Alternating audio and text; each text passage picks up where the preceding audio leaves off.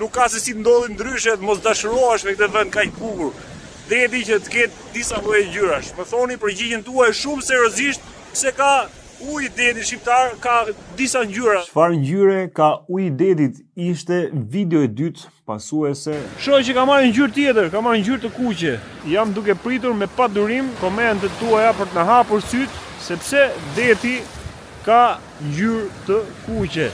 Komentet kanë qenë nga më të shumtat nga gjithë ndjekësit e kanalit Pisk, por do doja të veçoja një nga mesazhet që është i përpiluar në mënyrë shumë të saktë dhe në detaje për sa i përket kësaj pyetje që unë kam bërë. Përshëndetje, thotë mesazhi. Uji i detit ndryshon ngjyrë pasi bregdeti Adriatikut është ranor. Rëra turbullohet afër bregut, ndaj duket si në gri, ndërsa më në thellësi ka ngjyrën e saj blu apo jeshile.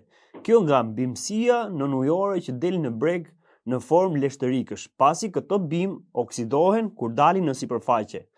Në detin Adriatik derdhen pothuajse shumica e lumejve në Shqipëri. Bregdetet shkëmbore kanë ujë më të kristal krahasuar me atë rënor. Por vlen për të theksuar këtë fenomen të rrallë që nuk parandodh në përbot, por ja që ndodh në Shqipëri, që detet ndohen nga derdhja e naftës, vajrave të anijeve, skafëve, motorëve të ujit, ujërat e zeza, pesticideve, porteve e tjerë.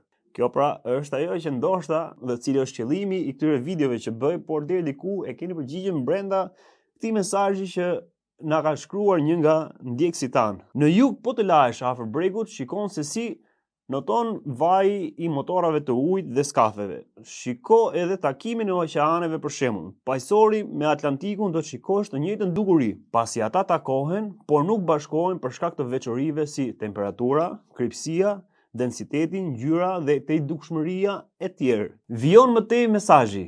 Ka shumë faktorë që ndikojnë në natyrë, por mos përhapni panik dhe lajme dëmtuese. Gjithmonë afër sezonit veror, patjetër që ne do të jemi afër dhe mbështetës, por gjithmonë në të mirën në përkujdesje të natyrës, siç e ka krijuar vetë krijuesi, ai që e ka bërë Shqipërinë kaq bukur për të vizituar nga miliona turistë dhe ne shqiptarët të bëjmë më të mirën për ta ruajtur, të shërbejmë në mënyrën tonë më të mirë që Shqipëria të jetë akoma më e mirë, akoma më e bukur.